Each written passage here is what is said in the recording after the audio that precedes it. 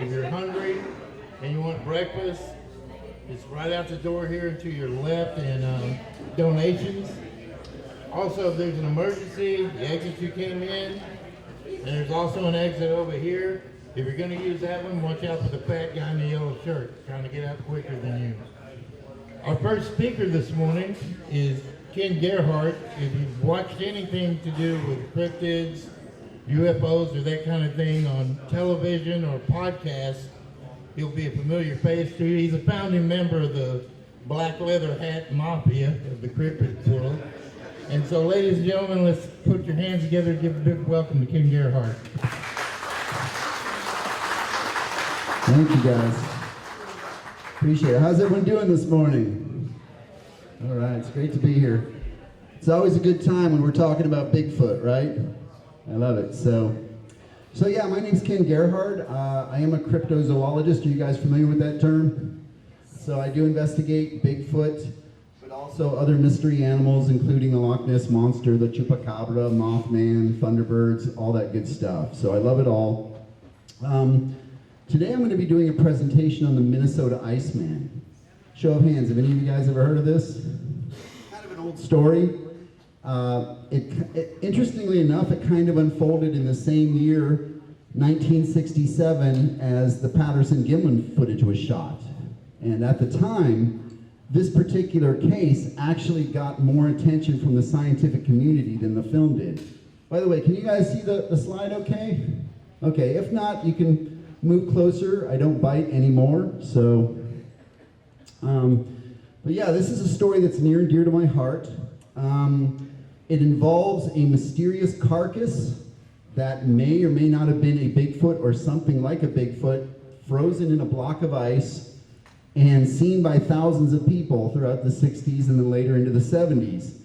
And I guess at the end, I'll give you my conclusion in terms of where my research has led me with this particular case, but I think it's fascinating in terms of the idea of what we would do if we actually did have the body of a Bigfoot, right? What that would mean to the scientific community, how that evidence would be interpreted and presented, and so forth.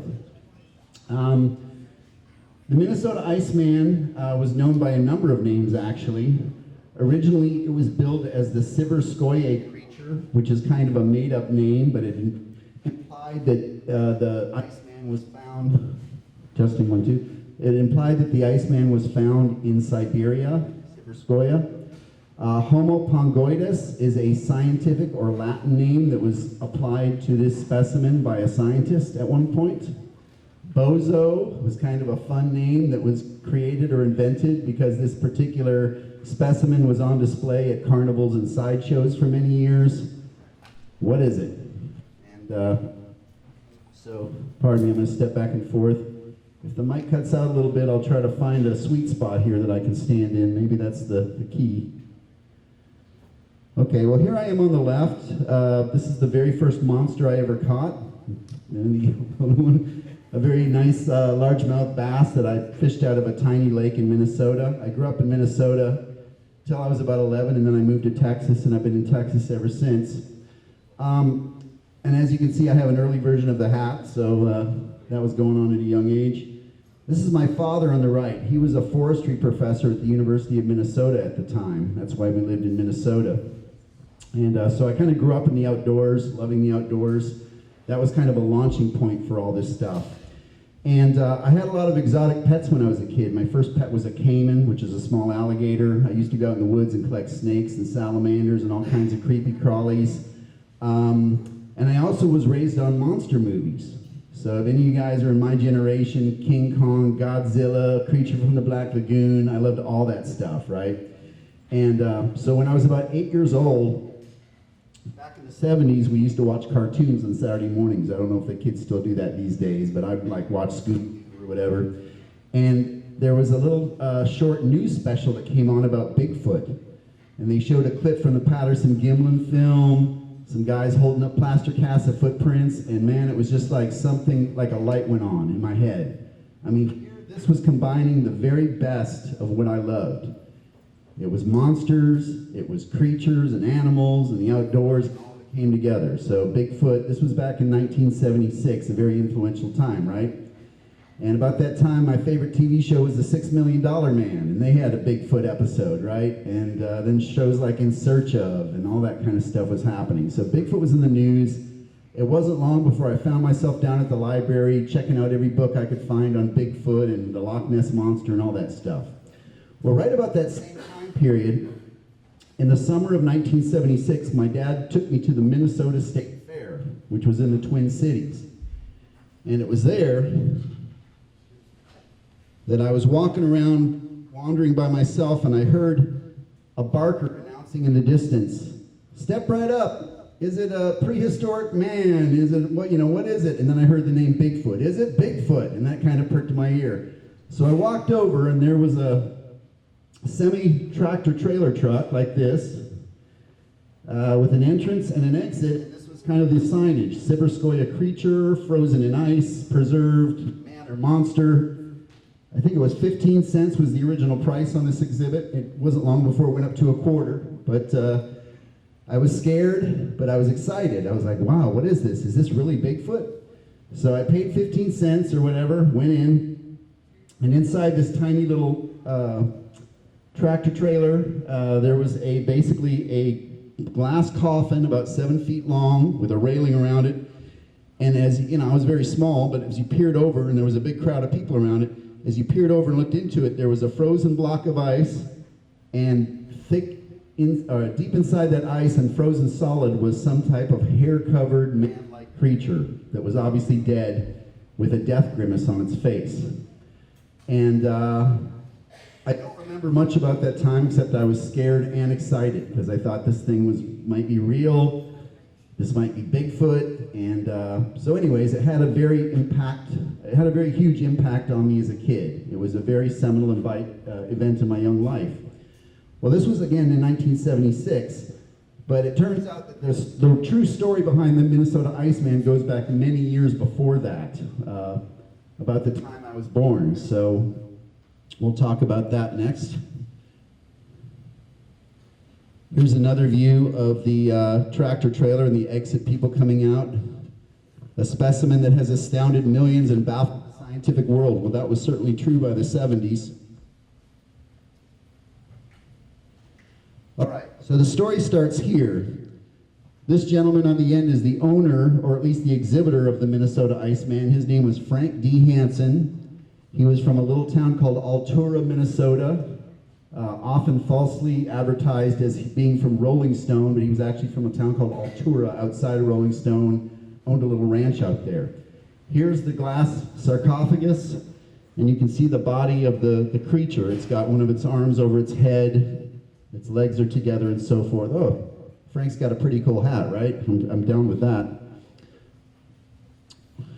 He started showing this exhibit on May 3rd, 1967. That was the first showing of the Minnesota Iceman. So the same year the Patterson-Gimlin film was shot, he went on tour showing this exhibit at different carnivals and fairs around the United States, including here in Oklahoma, Illinois, Minnesota, Chicago, throughout the Midwest. He was on tour with this thing, with this semi-tractor trailer, exhibiting this thing.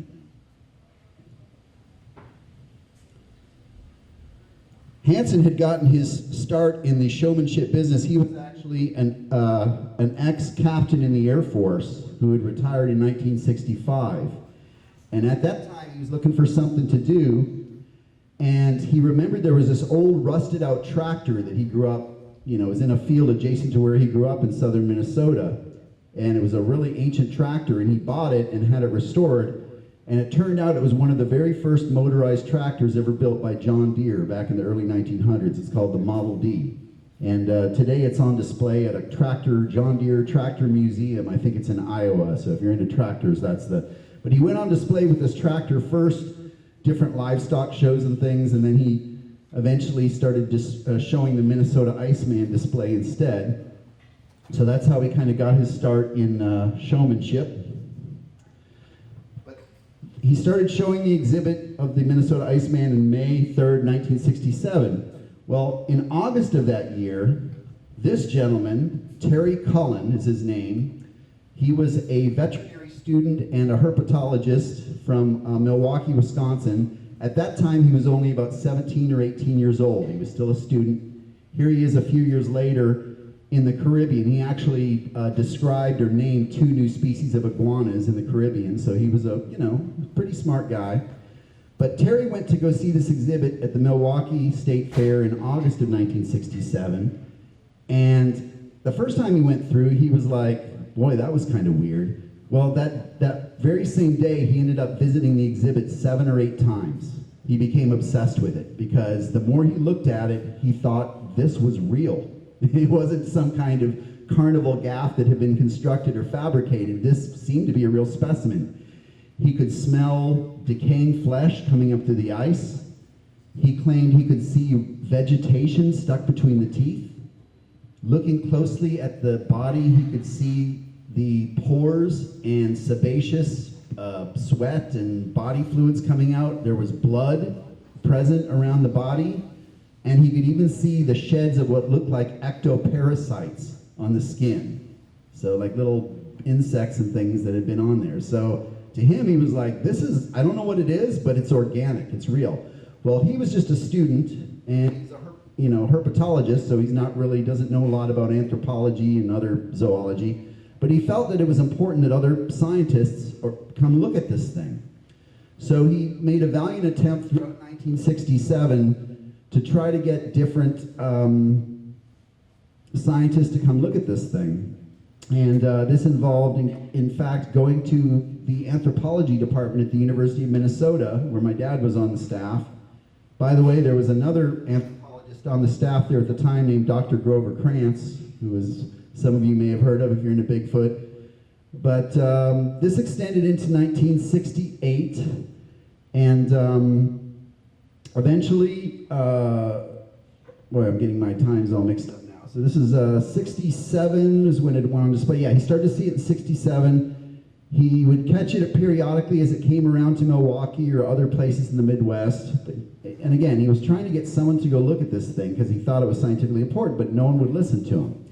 So this culminated with him finally reaching out to, on December 12th, he had seen at the Chicago Livestock Exposition just a few days before in December of that month. He went and contacted by phone a guy named Ivan T. Sanderson. You guys familiar with Ivan Sanderson, one of the founding fathers of cryptozoology? At the time, Sanderson was living in New Jersey and was running something called the SITU, the Society for the Investigation of the Unexplained, where he investigated things like Bigfoot, and he was also getting into UFOs and other things, had a whole staff working under him. And he wrote a seminal book in the 1960s called Abominable Snowmen, Legend Come to Life, which is what we call one of the Bibles of Bigfoot, alongside John Green's Sasquatch, the Apes Among Us. Very important book. So Cullen reached out to Sanderson on December 12th and said, by phone, and said, hey, you got to come look at this thing. This could be a real abominable snowman. And at that time, Sanderson said, now we're in December 12th, 1968. Sanderson said, okay, well, normally I don't do this, but it just so happens I have a house guest with me at the moment, and his name is Bernard Heuvelmans, the founding father of cryptozoology. So you have the 2 fathers of cryptozoology in New Jersey on December 12th, 1968. Heuvelmans had never been to the States before, and they decided, you know what, road trip. Let's drive out to Minnesota and see this thing for ourselves. It's probably a fake, but who knows? This guy, Terry Cullen, seems pretty obsessed with it. He's a knowledgeable guy. So they left on December 14th, 1968. They drove out to Altura, Minnesota from New Jersey. They arrived there on December 16th, called Frank Hansen by phone, and he invited them over to his property. Now at this time, it was the winter, and so the exhibit was, it was off exhibit. It wasn't touring. So Hansen had a ranch, and he had this tractor trailer parked on his property. So Heuvelmans and Sanderson headed over to the property, went in and looked at the exhibit, and here they are examining it. They ultimately examined the exhibit for 2 solid days, and the more they looked at it, both of these, and just keep in mind, these are both trained zoologists, okay? These are guys that have, Heuvelmans is a PhD, he's the head of the Royal Belgian Institute of Natural Sciences.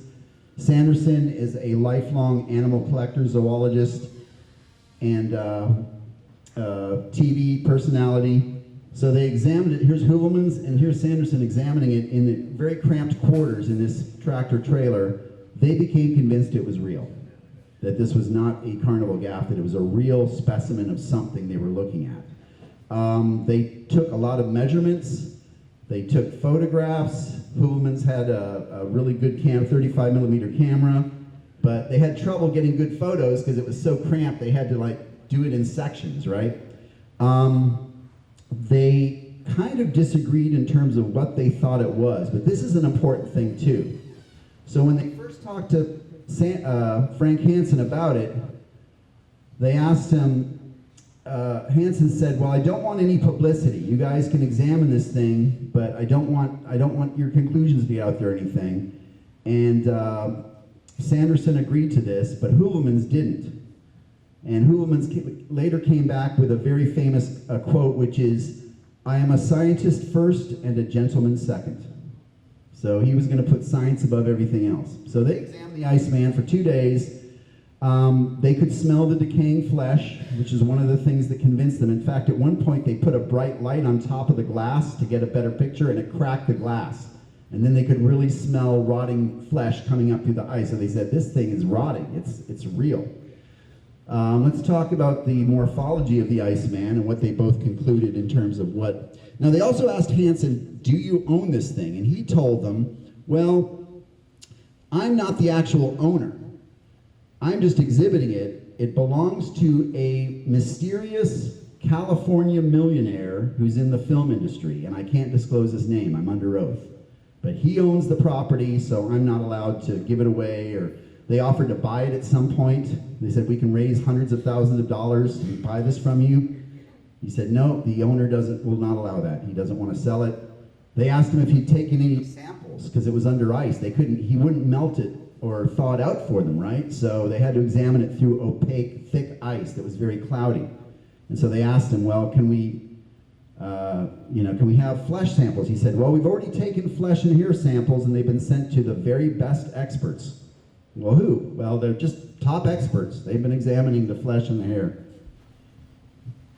Sorry if I'm screwing up the video here. I guess I'm moving around a lot. But okay, here are some images. These are photographs. This is a composite photograph of the Iceman. As you can see, it's got its left arm is kind of laying above its head like this. Right hand is right there on the, here's a sketch that Ivan Sanderson did based on Hoovelman's photographs. And then here is another Sanderson sketch based on his original diagram with all the measurements. The Iceman was about 6 feet tall.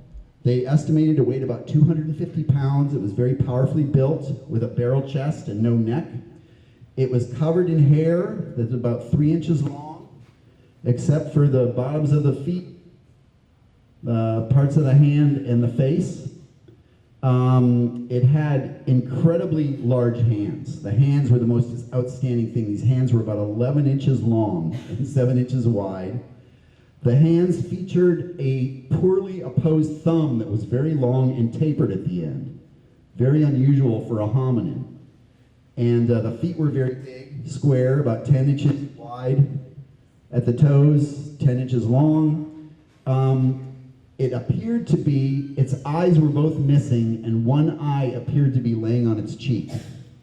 There was blood around its head, and also an apparent fracture in the top of its arm where the bone was protruding. So there was blood all around here. Had male genitalia. The face was kind of unusual. Had kind of a pug nose sticking up like this with forward-facing nostrils. It did not have really a receding forehead, which is what we hear, right, in terms of things like Bigfoot and other primitive hominins, which indicates a reduced brain size, you know. So it had kind of a no prognathism, in other words, a flat face, kind of a bit of a mustache. So it's weird, kind of similar to a Bigfoot, but not exactly, I guess. Here are 3 more sketches of the Iceman. This one was done by Bernard Hoovelmans. This one was done by an artist named John Schoher. And this one was done by an artist named Alika Lindberg. And Alika Lindberg was the granddaughter or step-granddaughter of the famous aviator Charles Lindbergh, and she was also Bernard Hüvelmann's ex-wife. So remember, Charles Lindbergh is the first famous American we're going to mention in this presentation, but there's going to be a whole bunch that get drawn into this thing. This is what the Iceman would have looked like alive, right? That was kind of the... Okay. Here are some sketches of the face, again by Alika Lindbergh, at the commission of her ex-husband Bernard Hüvelmann's. They remained friends throughout their lives, even though Alika remarried Charles Lindbergh's grandson. She was still Bernard's good friend. This is interesting. No philtrum. The philtrum is the little line we have here between our nose and our upper lips. It's a vestigial trait. In other words, if you look at your dog, you know how it's got the little division in the middle of its nose. There is an evolutionary adaptation for that. In humans, it's just kind of a thing that we have. But this particular specimen did not display any kind of philtrum. And again, the eyes were missing. So the obvious supposition by Hüvelmann's and Sanderson was, since the eyes were missing, one was on the cheek, the arm was broken, was this thing has been shot. Somebody shot it through the eye, blew out its head, blew the other eye out, maybe shot it in the arm while it was defending itself. So the obvious assumption now is that, okay, this thing has not been dead thousands of years, right? It wasn't dug out of the ice. It was something that's been dead, was killed in recent years. Now, Hansen had many different stories as to the origin of the Iceman, because the obvious question would be, where did you get this thing, right? The original story that he told Hüvelmann's and Sanderson's was that it was found floating in the Siberian Sea by Russian sealers in a 6,000-pound block of ice, and that they fished it out of the ocean, and it was in a 6,000-pound block of ice, and then it ended up in Hong Kong somehow, where it was purchased by this mysterious California millionaire who saw it at this warehouse when he was touring Asia. Later, Hansen's story changed. It was no longer Russian sealers, it was Japanese whalers. And then it eventually became Chinese fishermen. So the story was always shifting and changing on Hansen's part as far as the origin of where this thing was found. But obviously, based on the apparent bullet wounds, it had not been frozen for thousands of years. And guys, we should also know that even the coldest temperatures on planet Earth would not preserve a specimen for that era of time. Well, you may bring up like the woolly mammoths and some of the other Pleistocene mammals that have been dug out of the Siberian tundra and places in Alaska. They're not actually frozen in ice. Those are sunken in frozen mud. And a lot of that preservative is something called tannic acid that like preserves the flesh. So when you've seen these mammoths and ancient wolves and bears and things that have been pulled out of the frozen tundra, they're not frozen in a solid thing of ice. So there's no temperature on Earth that would preserve something like this for tens of thousands of years, if that makes sense. So that was kind of a non-starter as well. Okay, more sketches here of the face and the foot. Now this is key in terms of identifying a hominin, a great ape. We're looking at the hallux, or the big toe, is perfectly aligned with the other toes, and the toes are all about the same. But that is a key diagnostic thing, because obviously in our species, Homo sapiens, the hallux is aligned with the other toes because we walk upright and bipedally. In other hominins, it's an opposed hallux because of grasping and climbing. We're talking about brachiators like gorillas and monkeys and things like that. So in terms of a taxonomic description, this would indicate that this thing, whatever it was more human-like or walked upright as opposed to being something that climbed up in trees. And again, very large feet. Now, again, the most remarkable feature are the hands, which again were massive and bulky compared to the rest of the body. But what's important is that, you know, you had these kind of long fingers.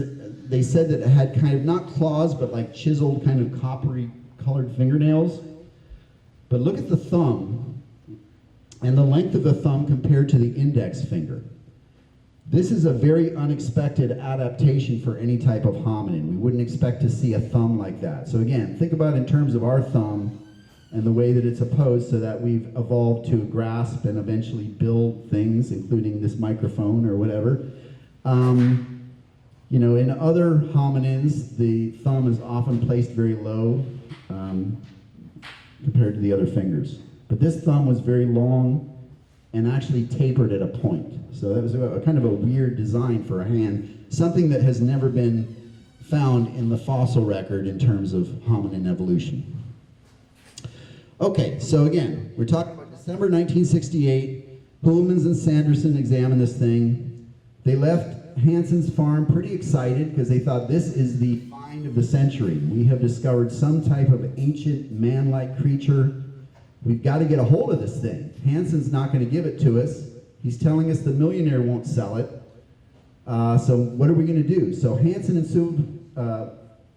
Heuvelmans and Sanderson devised a plan that involved getting law enforcement involved, getting other scientists involved, including the Smithsonian Institute, in order to put enough pressure on Frank Hansen to basically give up this specimen for better scientific evaluation. That was their plan, even though Sanderson had promised Heuvelmans they would not publicize it. But in fact, in December 25th, Christmas, of 1968, just a few days after they examined it, Sanderson went on the Johnny Carson show, where he was a regular guest. He was kind of like, back in the day, he was like Jeff Corwin or Mark Fowler, you know, the guys that would come on the Johnny Carson show with different animals. And Johnny Carson was not the host that night because it was Christmas, but it was actually a guest host named Jack Jones, who, interesting trivia here, he is the singer of the Love Boat theme song, if you guys remember Love Boat. He was hosting the Tonight Show that night, and Ivan Sanderson was his guest and came on and said, basically announced to the world, we have discovered something like Bigfoot. We have a body now. So that was kind of a tease, right? So that happened in December of 1968, right at the end of the year. So even though they had agreed to Sanderson not to publicize it, Heuvelmans got to work right away writing a scientific paper on the Iceman. And his plan, because he was the head of the Royal Belgian Institute of Natural Sciences in Europe, he decided that he was going to publish a scientific paper describing the Iceman. And ultimately that was published on February 10th, 1969. And this came as a shock, of course, to the whole world. Now you have a scientist writing a paper saying that some type of primitive, hair-covered, man-like creature has been discovered, frozen in a block of ice, and strangely, it's been on tour at carnivals and fairs all across the United States. So this came out on February 10th. About that same time period, Ivan Sanderson reached out to the head of the Smithsonian Institute, a guy named S. Dillon Ripley, who he knew, and said, hey, the Smithsonian Institute needs to get a hold of this specimen. This is groundbreaking. This is the discovery of the century, this frozen hominin.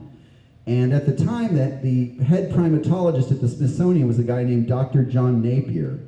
Does anyone have his book on Bigfoot? He's got in the early 1970s, he published a very good, kind of skeptical book on Bigfoot. But still, he was a scientist and was very interested in this. So they contacted the Smithsonian and said, okay, let's get the Smithsonian involved. The Smithsonian then reached out to the FBI, J. Edgar Hoover, and said, okay, let's get the FBI involved because this thing looks human-like and it's been shot. So maybe we can use law enforcement to put some pressure on Hansen and we'll get it that way. So this was all kind of coming down on Hansen at once. And obviously Hansen found out about what was going on and got very nervous. In fact, in late February, the local sheriff, George Fort, came out to his property and said, Frank, we got to look at this thing. People are saying the FBI is going to get involved, and I need to find out what you got going on here. And Fort claimed that he went in and looked at the specimen, and he couldn't tell what it was. He didn't have any experience with this thing. He just said it looked like a big ape or something, so he left the property and didn't take any action. And then on February 20th, Frank Hansen called Ivan Sanderson. At this point, Hansen didn't want anything to do with Heuvelmans, but he was still maintaining a relationship with Ivan. Called Ivan up and said, well, the actual owner of the Iceman has taken the specimen back. So I no longer have it in my possession. He's nervous about all this stuff that's going on with the FBI and the Smithsonian and the local police. But what I'm going to do is I'm going to have a fabricated Iceman now constructed, and I'll go back on display. So I will no longer have the actual Iceman, but I'm going to have a dummy, basically, that I'm going to go on display with. Kind of a bait and switch, right? He's got this original specimen.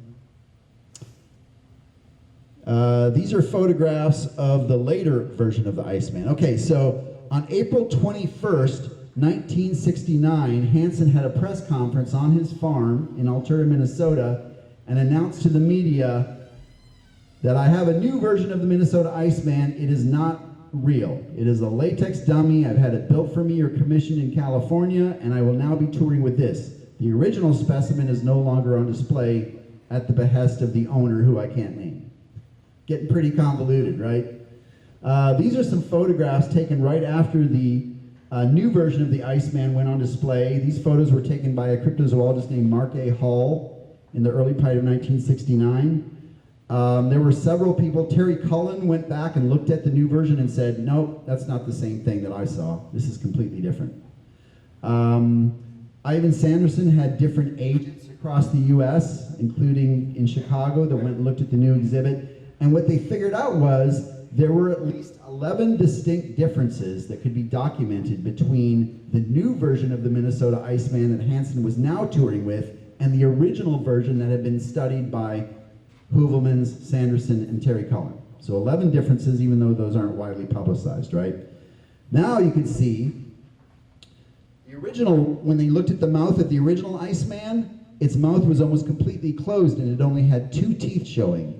A reduced canine tooth, which would again be considered more of a modern or derived characteristic as opposed to a primitive characteristic. You know how gorillas have those really big canine teeth, monkeys do too. Humans, we have reduced canines, so that's more of a derived characteristic.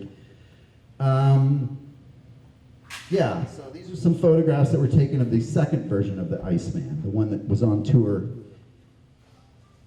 after April 1969. Here's a photograph of the hand again. You can see those long fingers and long thumb. Here's a photograph of the second Iceman, or the second version. And you can see the teeth are all showing now. We see a bunch of big square teeth there. I put it up as a little comparison here to the head of the Patty. We all know Patty, right? So just to kind of see if there are any kind of similarities or whatever, but we can see Patty has more hair on her lower face, more receding cranium, the famous sagittal crest and stuff like that. So I don't know. This thing doesn't seem to resemble a Bigfoot in the traditional sense. Okay, so Hansen's on tour with, no, this is not the Iceman. Hansen's on tour with the Iceman for the better part of 1969. In July of 1969, he's trying to bring it back across the border from Canada. He'd gone into Canada to put it on display at some carnivals up there, and it was seized by the American Customs. And they said, oh, wait, hold on. This thing looks like a body. We can't let you just bring this back into the country. It's got bullet wounds or whatever. So Hansen panicked, and he called Ivan Sanderson and said, what do I do? They've seized the Iceman. And Sanderson said, well, give him a sample. Let him take a flesh sample. Oh no, the owner will never allow that. That'll destroy the exhibit. Well, why don't they x-ray it? If it's a latex dummy, there's no bones, right? So they'll do an x-ray of it and it'll just be, oh no, the owner will never allow an x-ray either. So I'm still at the behest of this mysterious California millionaire. Well, it turns out that Frank Hansen was a contributor in his state of Minnesota to a U.S. congressman named Walter Mondale, who is his kind of who he knew. So future Vice President Walter Mondale contacted the Customs Department, Agriculture Department, and allowed them, or commanded them, or persuaded them maybe, to release the Iceman back to Frank Hansen. Okay, so we now have Charles Lindbergh, J. Edgar Hoover, and Walter Mondale, right? We get some pretty famous people getting involved or wrapped up in this particular case.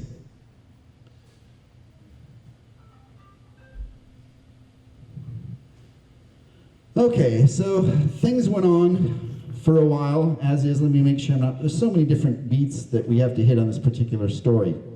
Oh, we need to go back to Argosy magazine, don't we? Did I have a slide of that? So I mentioned that Bernard Heuvelmans published an article in February of 1969, but Ivan Sanderson in May of 1969 published an article for Argosy magazine, which he was the editor of at that time. Does anybody remember Argosy? It's kind of a cool magazine back in the day. So this is the actual issue, May 1969. This is actually Bigfoot Collectors. This is a highly sought after. If you ever find a copy of this magazine, it goes for a few hundred dollars. It's very hard to find. But this is where Sanderson told his version of the story. Now, it should be pointed out that they had Heuvelmans and Sanderson had two very different opinions about what the Iceman might be, okay? They examined it together and separately over a 2-day period in December of 1968. Heuvelmans actually gave it a scientific name. He called it Homo pongoides, which means ape-like man, which is kind of a tumultuous thing for a scientist to name or describe a specimen that can't even be examined by scientists, right? But Heuvelmans was of the opinion that the Iceman was a living Neanderthal. And he based this on the research of a Russian hominologist named Boris Porshnev, who, if you guys have heard of the Almas or Almasti in Russia and Mongolia, they seem to be different than Bigfoot. They're more like man-sized, hair-covered creatures that have like a primitive language and may have tool use. And so the Russian hominologists like Boris Porshnev and Dmitry Bayanov and some of those guys theorized that there were living Neanderthal men in remote parts of Asia. And that explained the Almasti and Almas. And if you guys have also heard of like the Koptar, the Dev, and some of these other Russian hominids. But this thing doesn't really look like a Neanderthal man in terms of what we knew about Neanderthals. They probably weren't that hairy and stuff. Now, Sanderson didn't agree with that. He said, well, yeah, I don't think it's a Neanderthal man. It's something else. I'm not going to say what it is, but it's definitely not a Neanderthal. So I'm going to separate myself from my buddy Bernard on that particular point. Meanwhile, back at the Smithsonian, they had contacted J. Edgar Hoover and the FBI, and they made a couple of calls and found out that there was a guy in California that had built a rubber version of the Iceman for Frank Hansen. And the timelines are a little bit blurry, but based on this information, the Smithsonian backed out before they got pulled into some kind of ridiculous farce and said, okay, we're no longer interested in this. Meanwhile, J. Edgar Hoover and the FBI decided the same thing. We're not going to get involved in this. We don't really have any evidence that there's been any type of crime committed here, so we're not going to investigate it either. And I've had some people online that have talked about the Iceman have suggested that, oh no, J. Edgar Hoover and the FBI were involved or did investigate the Minnesota Iceman. But a few years ago, I went on to the Freedom for Information Act, the CIA database, and did a request for any information on the Minnesota Iceman, and there was nothing. So there's no records that I can find that indicate that the FBI was ever actually involved in investigating the Minnesota Iceman. So that's a bit of a myth. All right. So I guess that kind of catches us up to date in terms of what transpired in the early parts of 1969. Now in 1970, Frank Hansen appeared again and wrote an article for Saga magazine. This was in July of 1970. If you guys remember Saga, another kind of old school mystery magazine. And in this particular article, written in July of 1970, Hansen changed the story once again.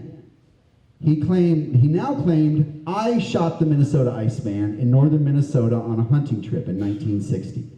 I was up there, I was stationed at an Air Force base, we went hunting in November, and according to the story, he had shot a deer and it ran off, and he followed the blood trail, tracked it, and when he finally caught up to the deer, there were 3 human-like creatures crouched down in front of it, ripping out its entrails and drinking its blood by cupping their hands and scooping their blood into their mouth, which is a pretty far-out story, right, guys? I don't even think in the annals of Bigfoot, we don't really have any stories of Bigfoot cupping blood and like, I don't know, maybe we do. But anyways, Hansen changed the story once again. That now he had shot this thing in Minnesota, and that's where it came from. And he also put a disclaimer at the end of his article, which basically stated, if I am absolved legally from any potential liability or crime or anything like that, I will release the Iceman to the authorities and they can study it and stuff. But I just want a written, thing to get me off the hook. Hansen had good lawyers, I'm sure, at this point, because he was being harassed by the police, the FBI. And you got to imagine, guys, if you've got something that looks human-like and it's got bullet holes in it, and you're charging people money to come look at it, I mean, there's got to be some kind of legal liability, right? I would assume that would put the fear in it.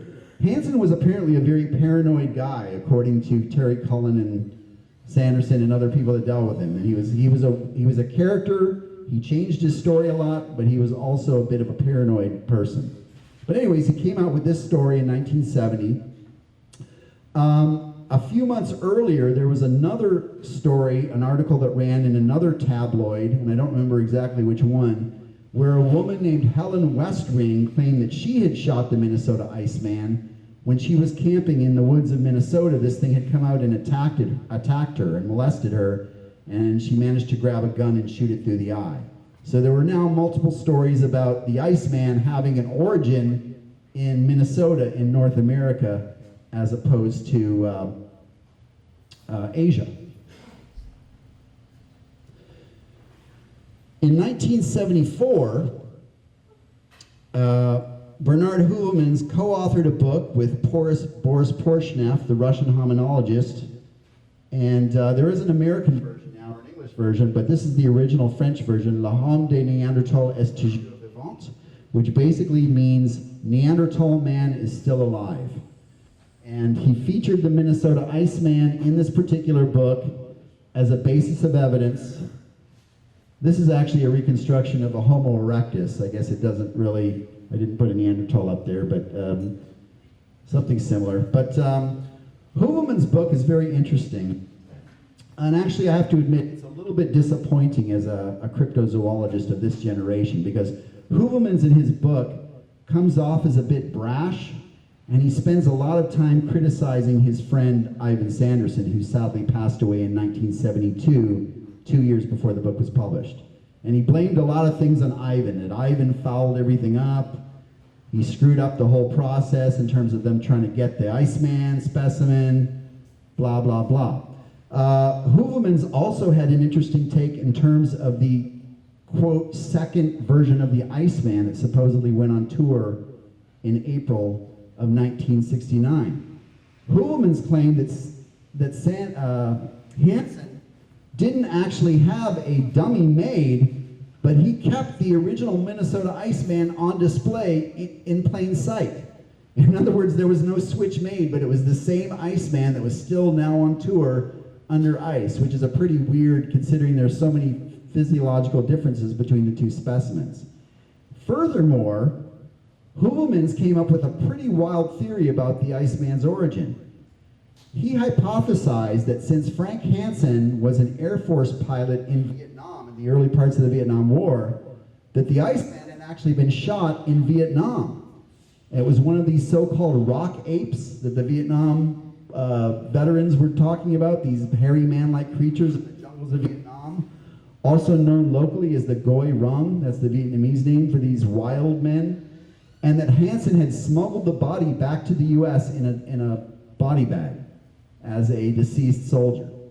So, I mean, I don't know if but if you guys have ever heard this particular theory about, Now, what's interesting is that the Minnesota Iceman, of all the mystery hominins that we hear about around the world, it does seem to most closely resemble the ancient versions like the Goi Rung, or in my book, which I've got copies of here on my table, A Menagerie of Mysterious Beasts, I draw a strong parallel to descriptions of the Chinese version of Bigfoot, known as the Yeren, because there are many eyewitnesses in China who've described that upturned kind of nose and the kind of the same features, facial features that we see in the Minnesota Iceman. So anyways, that was, and again, there's an English version of this book available. I don't have a copy of it with me. I think Lauren Coleman was pivotal in If you guys know, Lauren was pivotal in bringing this particular book to English, but it is now obtainable. Frank Hansen he still toured around with this Minnesota Iceman exhibit up until 1983. And he went from carnivals and fairs to showing it at shopping malls and car dealerships and places like that. So here's Hansen in 1983 at a shopping mall, and it was around this time period that he finally stopped touring with the Minnesota Iceman exhibit. I think the last exhibition was in Rochester, Minnesota at a car dealership in 1983. So remember, I saw it in 1976.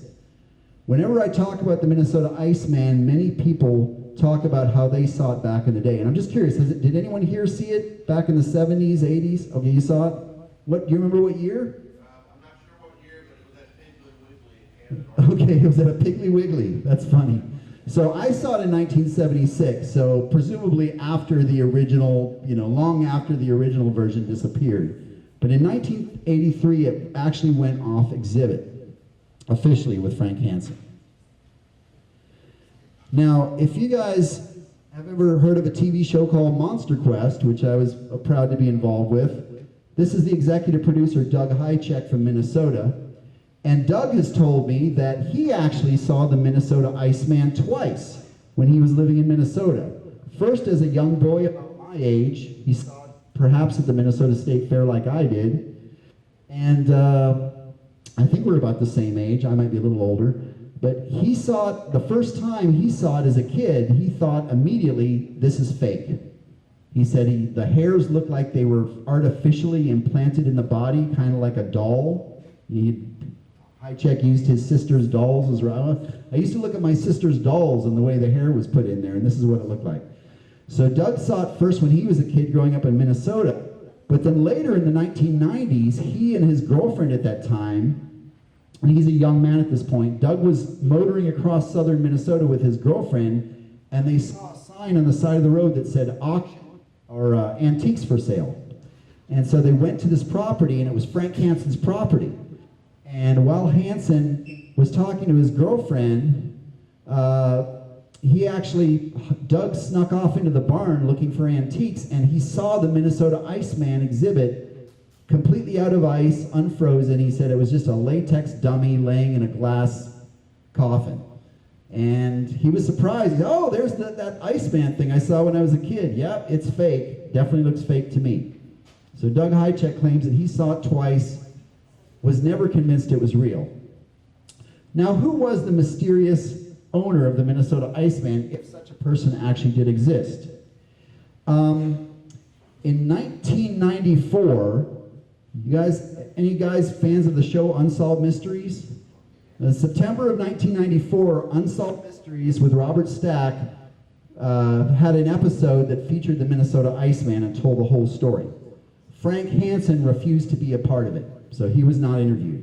But they did interview Terry Cullen, two other people that had seen the Minnesota Iceman around the time with Cullen, both gentlemen now scientists, that were all convinced it was real. Cryptozoologist Mark A. Hall appeared. They did a nice recreation of the whole Minnesota Iceman thing, but Hansen did not appear on the show. But it did revive interest in the Minnesota Iceman story. And in 1994, Hansen was called by a Minnesota Bigfoot researcher named Mike Quast, who's still around. Mike interviewed Frank Hansen, and Hansen told him, well, I just recently heard from the original owner of the Minnesota Iceman after all these years. And he still has the Iceman, and he's refusing to show it out to the public, but that's what it is. And he never would reveal who the name of the original owner was, but Mike Quast came up with a theory that maybe it was film legend Jimmy Stewart.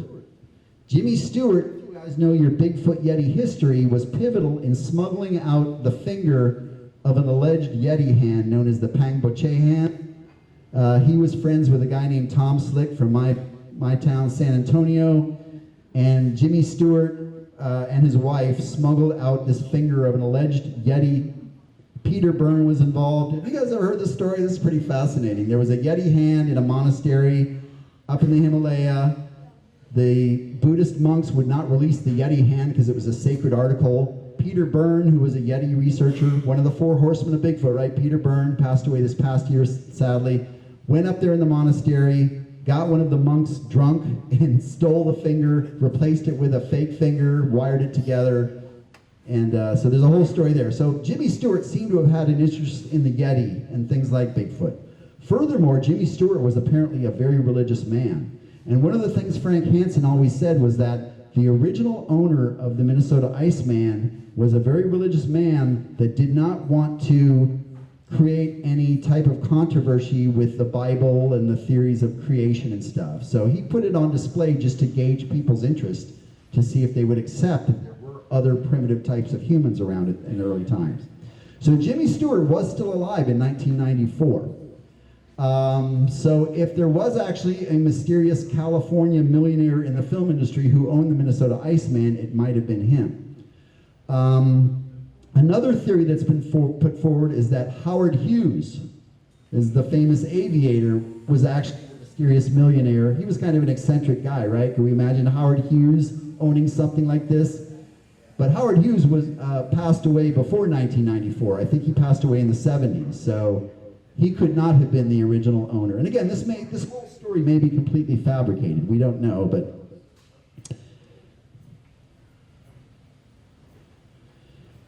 okay. So yeah, let me see. There were a lot of things that happened in the early 2000s with regard to the Minnesota Iceman. Now, in 2002, in the early part of 2002, a Bigfoot researcher named Al Berry. If you guys are familiar with Ron Moorhead and the Sierra Sounds, the Samurai Chatter, Al Berry was the other researcher that started recording those in the early 70s, a journalist from San Francisco. Al Berry contacted Frank Hansen in early 2002 and interviewed him on the phone. Didn't really give up any new information or whatever, just that, you know, he was no longer on tour with the exhibit and so on and so forth. And then in November of 2002, this gentleman named Rick West, who's a fellow Texan, Rick wrote an excellent book called Pickled Punks and Girly Shows. And Rick grew up as a carny. He's a professional carny guy that goes around and displays all types of things at carnivals. And, you know, kind of a sideshow kind of guy. And he wrote this book. He had seen the Minnesota Iceman when he was a kid. I believe it was at the Heart of Illinois State Fair. And when he was a kid, much like Doug Hychek, he came to the conclusion that the Minnesota Iceman was not real, that it was some type of clever gaffe or fabrication that Hansen had put together. And it may have been influential in terms of Rick becoming very active as a carny for years and years. But in November of 2002, he went and visited Frank Hansen on his farm and saw the exhibit. Once again, obviously it's no longer frozen in a block of ice. It's up here on this platform. And West looked at it. Now, at this time, sadly, Hansen was suffering from dementia, perhaps Alzheimer's, so he was beginning to lose his memory a little bit. And he sadly passed away a few months later in March of 2003, okay? Took his secret to his grave, allegedly. Now, my good friend Daniel Perez, editor of the Bigfoot Times newsletter. Does anybody get Bigfoot Times? Okay, it's a great publication. I highly recommend it. You can find the website online. Daniel Perez has always given me a hard time about the Minnesota Iceman, which he always calls Bozo. Oh, you and Bozo, talking about that. Bozo's a hoax. They actually published an article on the Minnesota Iceman a few years ago and quoted Rick West and said, well, Rick claimed in his book, Pickled Punks and Girly Shows, that Frank Hansen admitted to him that the whole thing was a hoax and that there never was a real Minnesota Iceman. Well, I contacted Rick and spoke to him, and he seemed like a very cool and gracious guy. And I said, did Hansen admit to you that it was a hoax? And he said, no, he never did.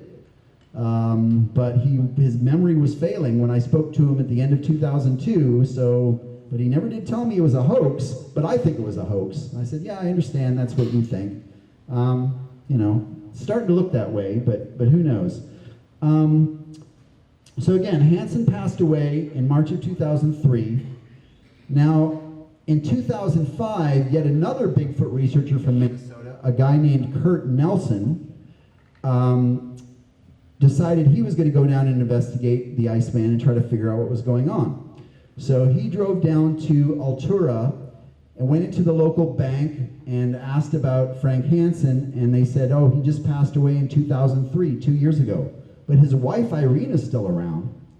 So Kurt Nelson called up, went to the phone book, and found Frank Hansen's wife, Irene, and called her up and said she didn't really want to talk about the Minnesota Iceman, but she did tell him Frank took that secret to his grave. He never even told me what the Minnesota Iceman was. I don't know. So that's interesting, right?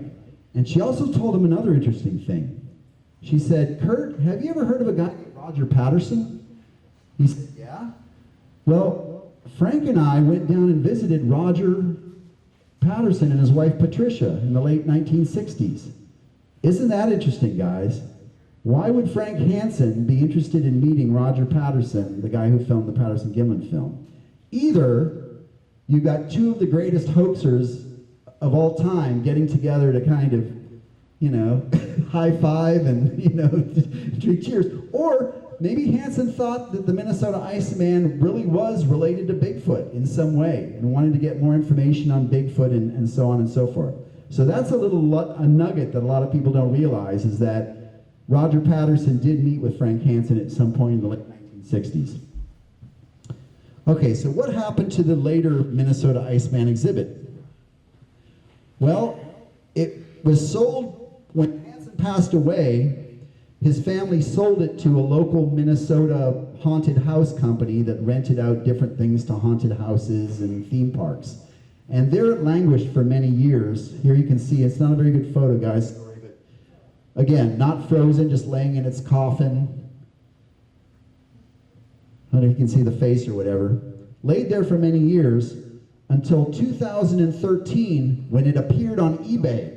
The Minnesota Iceman showed up on eBay as an auction. $20,000 was the asking price.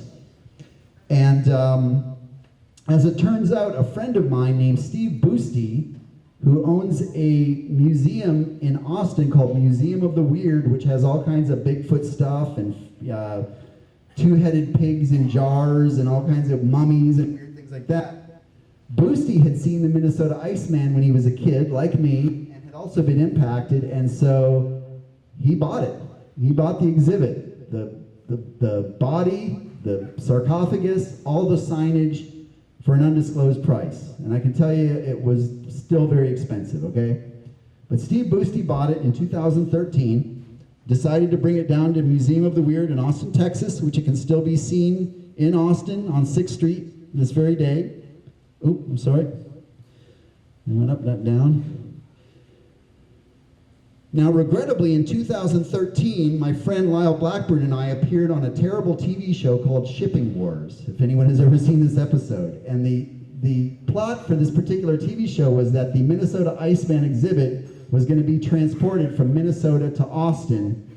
And this is the young lady who was the truck driver, and the whole show is basically about people that drive trucks and ship weird things across the country, right? Well, the producers decided that they wanted to meet us in Fouke, Arkansas. So we actually met in Fouke on Boggy Creek. They pulled up, and the freezer had broken on the truck, so the ice had already melted out. But they pulled up, and you guys can go seek out this episode if you like, but it's a little silly. But Lyle and I and some other researchers basically took this young lady out into the woods of Boggy Creek. We left her alone in the dark, and then we went off and made weird Bigfoot noises and stuff to spook her and stuff. It was kind of silly. Like I said, it's regrettable, but you know, we do what we got to do. But the bonus for me was that I was the first researcher that got to examine the Minnesota Iceman exhibit in decades. So I got to see it and examine it completely unfrozen, out of the ice, in the trailer, and I came to the determination that absolutely, without a doubt, this was the same thing that I saw in 1976 when I was 9 years old. Same teeth, same features, everything, it was the same. So I'm at least confident that whatever I saw when I was a kid back in 1976 is the same thing that is now on display at Museum of the Weird in Austin, Texas. We did a special presentation at Museum of the Weird shortly thereafter the episode was filmed. Several people came out. We unveiled the Minnesota Iceman exhibit. It was now once again frozen in a block of ice where it is to this day. I've had an opportunity. Here's a picture of Steve Boosty at Museum of the Weird with the Minnesota Iceman exhibit. I was on another TV show in 2019 called, well, it was originally called In Search of Monsters, but I think they later changed the name to When Monsters Attack. But if any of you guys have ever seen that show, we did an episode called The Vietnam Rock Apes. And it was really, they had some Vietnam veterans that came in and talked about their rock ape sightings when they were on duty and fighting in the Vietnam War. And we also, I examined the Minnesota Iceman once again. Now, Steve was gracious enough to melt the ice down very, very low to the point where I could spend enough time to take very accurate measurements. And basically, I made a comprehensive list of all the things that had been observed and documented by Sanderson, Hoovelmans, and Terry Cullen based and against this new specimen. So I didn't find 11, but there are some things that are different. The new version of the Iceman, both of its eyes are in its orbits, in its sockets. It's not missing eyes. Its teeth are radically different from what, the dentition is radically different from what Hoovelmans and Sanderson described. The legs, some of the lengths of the legs that were measured and estimated by Hoovelmans and Sanderson did not exactly measure up with what I came up with, which some of that might be, you know, because it was in ice when they saw it, and I got a little bit of a better view than they did. Here's a very recent photo. I was up there last year, and this is what the Minnesota Iceman exhibit looks like, at least its face. For the first time, I saw the broken bone on the top of the arm. I had never seen that before. And I saw the mold. Steve Boosty acquired the actual mold that was used by a guy named Howard Ball, the guy who actually created the latex version of the Minnesota Iceman, had a mold that he and his son used to pour the latex in and stuff. So that's where we're at. Subsequently, there may be other experts that are studying the Minnesota Iceman as well. We can lighten the mood a little bit here. The Minnesota Iceman was very influential in terms of a movie that came out in the 1980s about a frozen caveman. Other stories that you guys have heard about frozen cavemen and creatures that have been thawed out of the ice. I'm almost out of time, but I'm going to leave it here, which is, after all these years of research, regrettably, I've come to the personal conclusion that the Minnesota Iceman probably was a hoax, and that there really was just one version that was a dummy. The only argument we have against that at this point is that Bernard Hoovelmans and Ivan Sanderson, the two founders of my field of cryptozoology, were fooled. Two trained scientists were somehow fooled. But I think if there was actual, and there's been a theory that there was actual dead flesh or something that was placed in with the Iceman, whether it was dead deer or meat, that created that bad smell that everyone came up with or sensed. And that basically Hansen was just a great showman, and he just was able to, but you know, think about this. He kept changing his story constantly, okay? So he was a very shifty guy in terms of that. And the other thing that's very important is that the actual anatomy of the Minnesota Iceman does not match with a Bigfoot, does not match with any fossil hominin, whether it's a Neanderthal, a Homo erectus, an Australopithecine. The morphology of its hands, its whole body. In fact, Dr. John Napier, the primatologist, said it best. He said, the Minnesota Iceman displays the worst features of all the different types of hominids involved, and it makes no sense whatsoever in terms of evolutionary. So I think that's the main thing for me, is that its anatomy just doesn't line up with anything we know about hominins in the fossil record. So I think that, combined with the fact that it looks close enough to what Hoovelmans and Sanderson described in 1968, that I don't know, maybe it was modified or maybe something like that. So anyways, sadly, that's kind of the conclusion I've come to, that it probably is a hoax, but we can't rule it out completely. It is possible that somewhere, languishing in a secret grave somewhere, or maybe at the bottom of the Pacific Ocean, is the body of something that could have proven that something like Bigfoot does exist. So anyways, that's where I'm at, guys. Appreciate your time. If you have any other questions or comments, please come see me at my table. Thank you so much.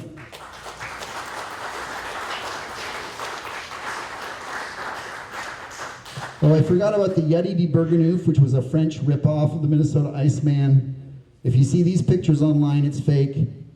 And another hoaxer, who I shall not name, also had a frozen Bigfoot in a block of ice back in the, so, I mean, there have been many hoaxes that have kind of been derived from this. Thank you. Thank you, Ken. Hey, another big hand for Ken Gerhard, please.